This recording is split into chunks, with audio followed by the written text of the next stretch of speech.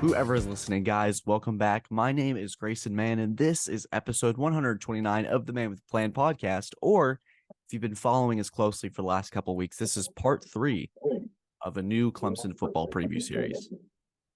And today we're going to have back on Conor O'Neill, who is doing both work for Duke and Wake Forest, both rivals programs. So, Conor, thank you for returning, and happy 4th of July weekend or week.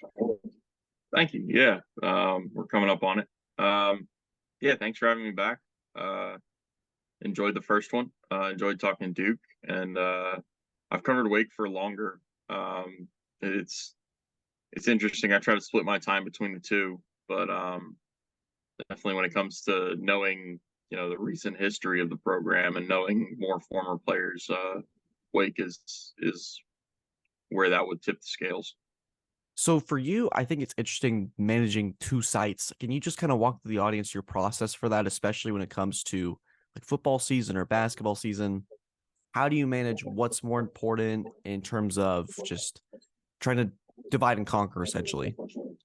Yeah, I've gotten some really good advice from our Associated Press guy in the Triangle, Aaron Beard, who he went from being a two-man group covering four teams to a one-man group, one-man army, so to speak. And so he talked to me a lot in the beginning of this journey, I guess, about you're just gonna have to come to grips with some things are gonna get past you. Like there's no way you can dedicate all the time. Like from my perspective, I was coming off just being the Wake Forest beat reporter. So there's no way I could dedicate as much time as I did to Wake Forest and then also pick up everything from Duke. So there are some days, there are some weeks. The last month and a half is a pretty good example of it. With Wake Forest and Duke going to super regionals, and then Wake Forest going to Omaha in college baseball. It was like sometimes the focus had to be where I was, and I was at Wake Forest for the most part. But there was the selection show. Duke had an event, and so I was at Duke, and I was giving more attention to Duke because that's just they had the event. I could be there live. So it's just things like that. It's just constant prioritization. I'm not all over recruiting like other rival sites are, but that's hopefully coming in the future. And right now it's just kind of let me make sure I can establish a base and establish trust with people at the schools, and just go from there. Yeah, absolutely. It's fascinating to be able to have to manage. It feels like two completely different worlds in certain cases. It is two different jobs. That is the Yeah. one part of it that I was not prepared for. They're two different. They're two completely different beats. Wake Forest people, they care about the three sports that I dedicate 98% of my time to are football, basketball, and baseball. Wake fans care about an equal amount for each one. Obviously, Duke, it's a little basketball heavy. It's Duke basket, and that's a national brand. I mean, you Yeah. kind of you would go in expecting that, but I wasn't expecting it to be as much of a difference in how I would cover them. Yeah, absolutely. So we can transition into 2022 for Wake Forest, starting out with Sam Hartman and just his story. I think it's just following his time on QB1, going to having an impressive career at Wake Forest. Can you kind of just walk through what that year was like? You have a notable win against FSU on the road. You take Clemson all the way to double overtime, finish off, and I think it's the Gasparilla Bowl against Missouri.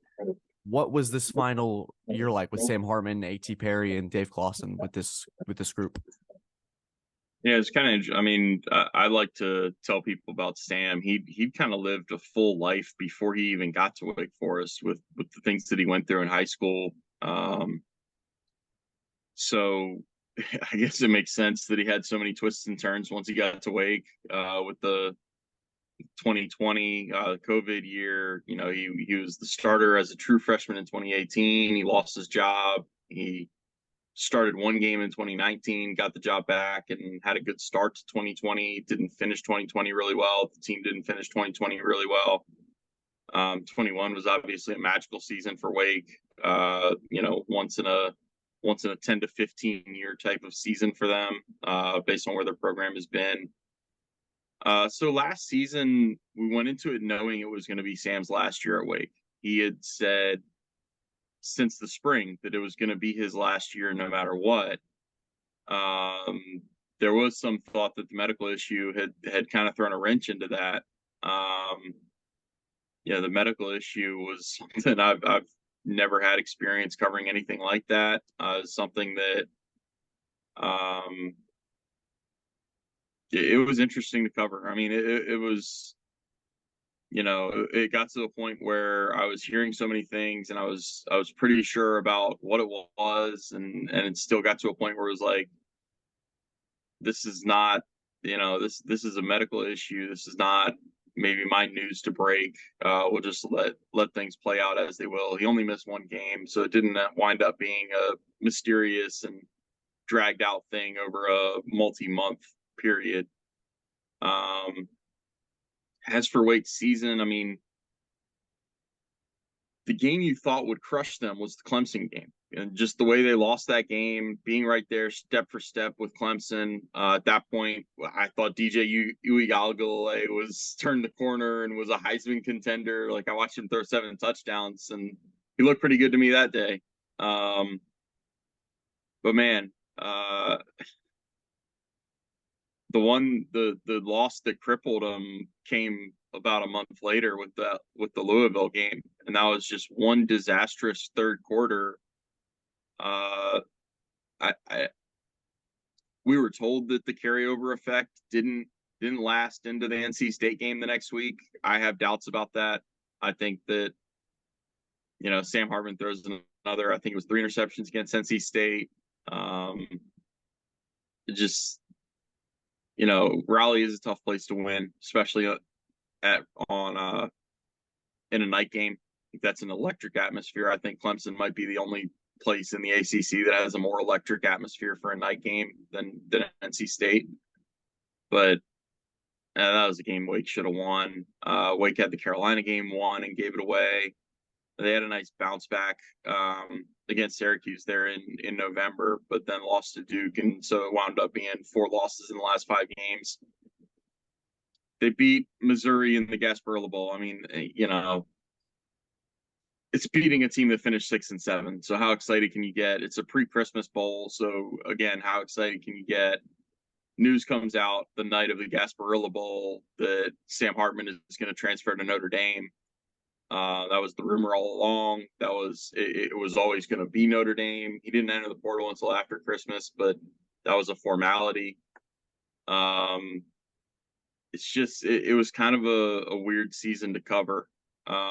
You knew they were unlikely to get back to where they were in 21. Like, a lot of things fell right that you either were going to see them fall right again in 22 and they were going to have another double-digit win season, or some of those things weren't going to break their way, and the latter happened. And 8-5 is a really good season based on Wake's history. I mean, it's a program that traditionally, I think their winning percentage is something like 425 or 430. 8-5 is a good season. Getting to a 7th straight bowl game is a good season. It's just not where this program should want to be coming off of 21. Yeah, and I think this year it comes with the challenge of replacing Hartman, H.E. Perry. There's a big void, I feel, that this offense has to someone's got to step in and fill those shoes. With your observations in the spring, what have you seen so far? How can this new, basically it feels like a new offense at this point with this Sam Hartman? I'm looking at it right now. I think he led 2 of the top scoring offenses in Wake's entire history in their 125 season. Who's going to fill in that void for Sam Hartman? What have you seen, and how do you feel like the team has responded moving forward? Yeah, so it's funny because you look at the stats and you say Sam and AT are the 2 guys that they're going to struggle the most to replace because they had the biggest stats. They had huge numbers for several years there. Those are actually the 2 spots that I think Wake is fine. Mitch Griffiths is going to come in at quarterback.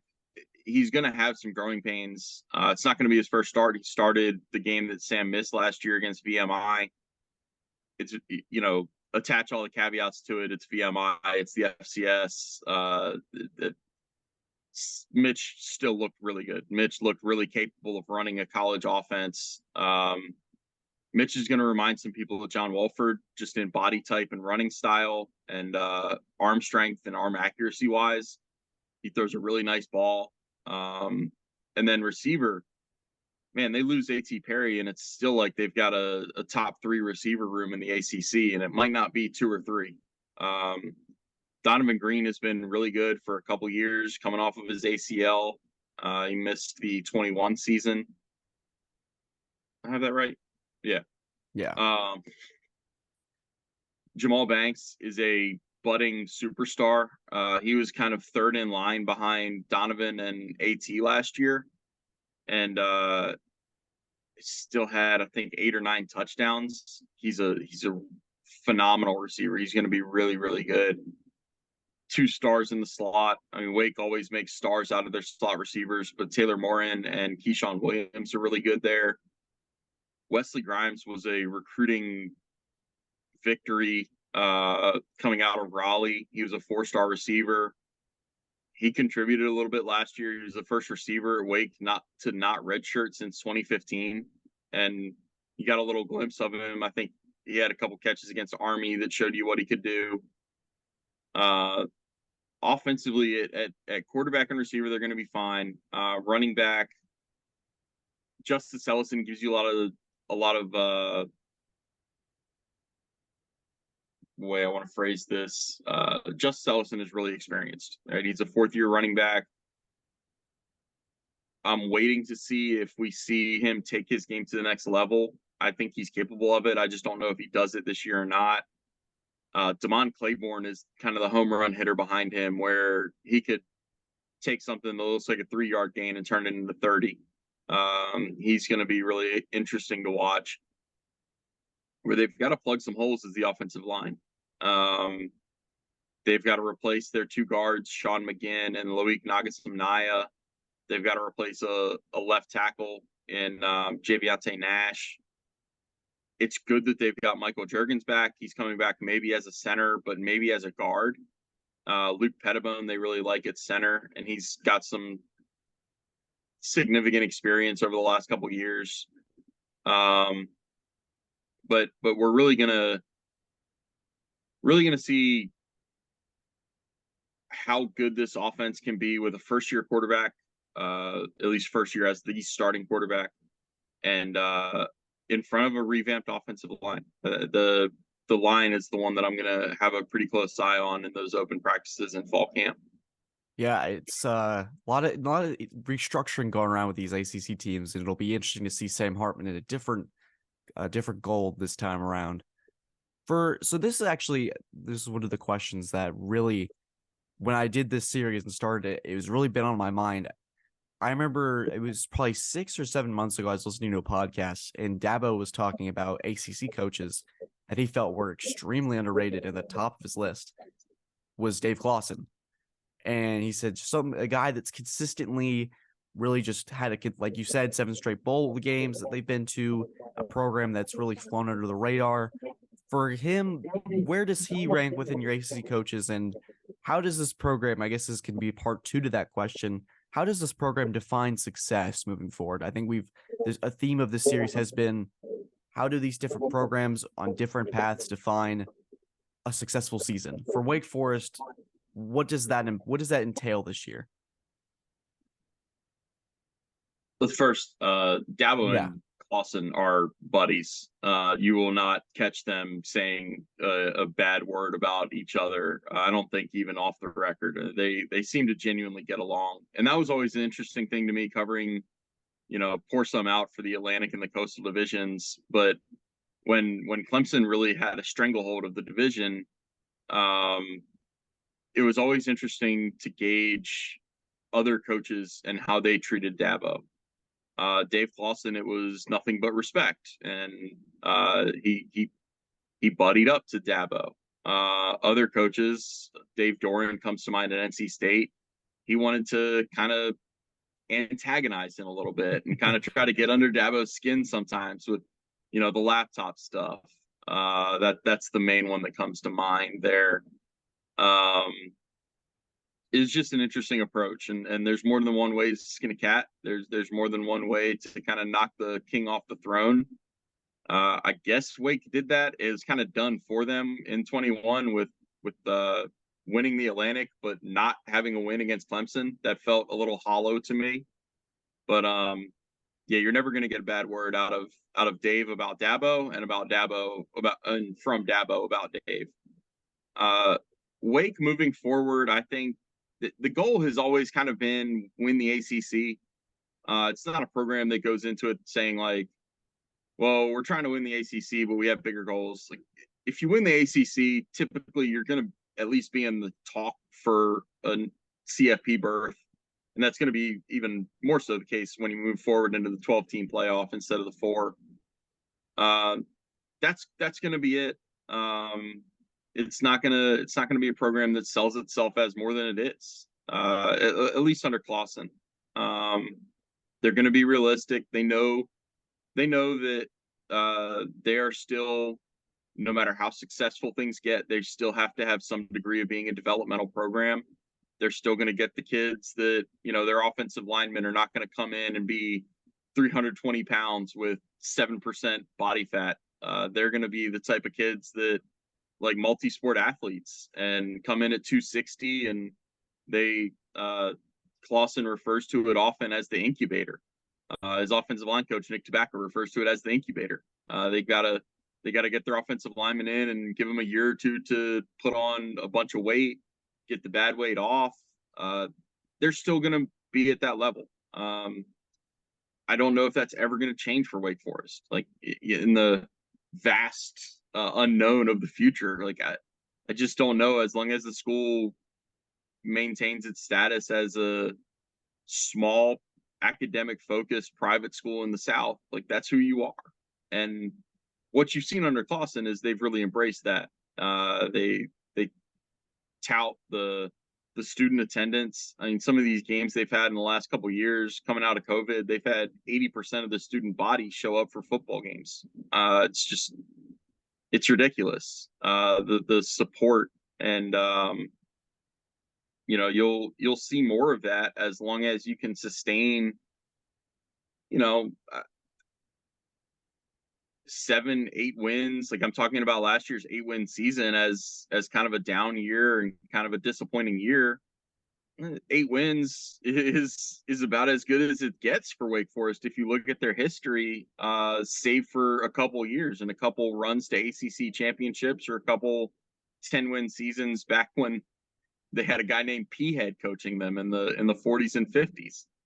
So it's a program that has not had a lot of historic success. It's having a lot of success now, and as long as the infrastructure is there and as long as the support is there, it should continue to aspire to have that success. For sure, absolutely, yeah. That the way you describe it in talking about, hey, 8 wins, that's great, and like just hearing the different perspectives across the conference is what Dave Clawson's been able to maintain, is that it's been very status quo for the last 7-8 seasons, that it's been a very consistently, it's always felt like they've either been improving or staying in that same comfortable spot, if that makes any sense. That was the biggest thing that's the biggest point that Dave wanted to make after the Gasparilla Bowl was he felt like it was a successful season. He felt like 8-5 beat a mediocre at best SEC team in the Gasparilla Bowl. That's a good year. And that probably rubs some people in his fan base the wrong way. There was a little bit of talk of that going into the game, so they were already kind of the gears were turning toward this. And his point to go along with it was, look at how far the program has come, that 8-5, and some of our fans are disappointed. Like, some of our players, this kind of, they wanted more. That's what the season that they had in 21 can do for your program. That's what a kind of it's not been all the way linear. There were a couple bumps in the road in 18 and 20, but mostly it's been pretty incremental. And so it looks like you took a step back when you go from 11 wins to 8 wins, but the the overall point remains. Like 8-5, that's a winning season, that's a bowl win. Um, Look at where the bar has been raised for Wake football to have some people disappointed with an 8-5 season. Yeah, that's not typical of what, based on what you said, it's not typical of the Wake Forest, I guess. Like maybe the standard or the expectation, but you always like to see that in the fan base and the players saying, hey, we can shoot better, we can aim for that. So when I look at the 23 schedule for Wake, it opens up with Elon again. They have a real chance to start 4-0 before they head to Clemson. Matchups against Vanderbilt, Old Dominion, Georgia Tech. For Wake, how important will those first 4 games be to get Griffiths adjusted heading into this match against Clemson? And in your eyes, do you see history potentially repeating itself with a Demon Deacons team giving Clemson trouble in Death Valley, or is this going to be a different story this time around? It's a different animal in Death Valley for Clemson or for Wake Forest. I've been there 3 times now to cover Wake playing at Clemson, and it always feels like it takes at least a quarter for Wake to adjust to the noise and the atmosphere. And, Wake only plays a couple games a year in front of more than 50,000 people. Their stadium is small. I don't know that anybody would debate that. I don't know if I'm rubbing anybody the wrong way with that, but it's a stadium that only holds 31,500. I think Clemson gets that with just one half of the stadium without the end zone and without the other side of it. So those 2 games at Clemson, at Virginia Tech, those, even though Virginia Tech is coming off a god awful year, those are ones that I look at and say, man, those are places that Wake has not played well in the past. And it's the reverse of a 2-week swing in 2019 that kind of set Wake Forest backward. Injuries had a lot to do with it to key players, but they were, I think it was 7-1 and went up to Virginia Tech and got destroyed on Bud Foster Day. Like that was the day Bud Foster was kind of honored. He was outgoing as Virginia Tech's coordinator.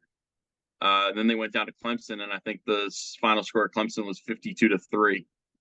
And that was an 8-5 Wake Forest team. That was a team that had gotten into the CFP rankings for the first time in program history, and just went down and took a loss like a Gardner Webb or somebody like that would take at Clemson.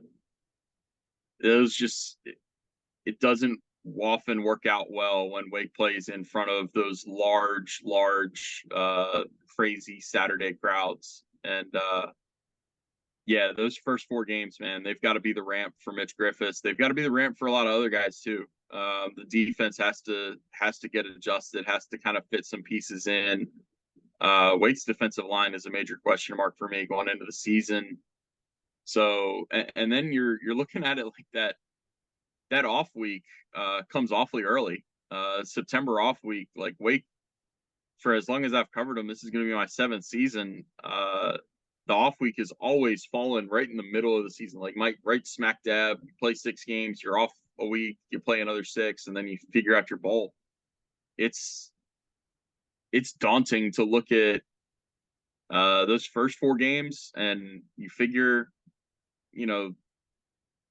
not at worst, but like they really should be no worse than 3-1 in those games. Maybe you slip up at Old Dominion and is a weird place to play. Maybe Vanderbilt comes in and is that much more experienced under Clark Lee. Maybe Georgia Tech is fired up to play for Brent Key. I kind of think it's going to take him a year to get things going there. But yeah, 4-0 is certainly realistic. And then, that October,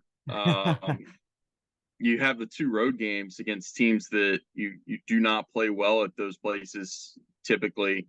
Then you come home and you have to play Pitt and Florida State. I think those are probably 2 of the most 4 or 5 talented rosters in the ACC. Certainly with Florida State, they're one or 2 every year. maybe this is finally their year. Then you talk about the Wake Forest has not played well in November in ages. I don't. I'll know the numbers when we get to October, but man, the November record is not good for Wake. It's been under Dave Clawson, under Jim Grobe, but whoever the coach is, November is not a kind month. It's when depth runs thin. It's when some things get exposed. Even when they won the Atlantic 2 years ago, I think they were still 2-2 in November. It's just not a good month typically, and that's kind of the fun of this. See if they can change the script. See if these baked in storylines that you write year after year after year. See if you can eat your words about them. See if the team exceeds your expectations. Yeah, to kick And off they'll November. have a chance. I mean, that trip to South Bend in there in November, Ooh. man, that's going to be a wild month. Yeah, and you got your cross pollination with Duke over there, so that'll be fun for you. Really, really, hats off to the ACC for making that a Thursday night game. So, Oh no, really? yeah, that's November 2nd is a Thursday night at 7:30. So Oh I'll man. appreciate the extra day or so to recover before the next week, because the next week is kind of Big Four weekend. Wake plays host to NC State, and Duke goes to Carolina. So I'll have to do some juggling that weekend, and I'm glad I have an extra day to prepare for it. But man, that Thursday night, yeah, that's gonna be a lot of stories, a lot of stuff coming out. Yeah, and everybody always likes to give me crap about who am I covering that night. It's like, well, I mean, I cover both. I'm here to cover both teams. You'll be there at least to see them both, so you'll have that advantage, I guess. So, Conor, thanks once again for doing this. Then this will be part 3. We had to do some schedule shuffling just because of the 4th of July holiday, and our interview with our Syracuse writer will come out on Friday, I think, with this dropping on Wednesday. Guys, hope you have a great 4th of July, and just stay tuned for the series. We're going to continue to keep rolling. And Conor, thanks again. You have any final thoughts before we wrap up? I think we're good. Think we'll see how this shakes out. I'm not going to pick up a third team, so I think this is my last appearance with you for the summer. We'll have to see. We might have to bring it back for just one last hurrah. But guys, this was episode 129 of the Man with the Plan podcast and episode 3 of our Clemson football series. Guys, thank you so much. Have a fantastic day, fantastic week, and as always, take care.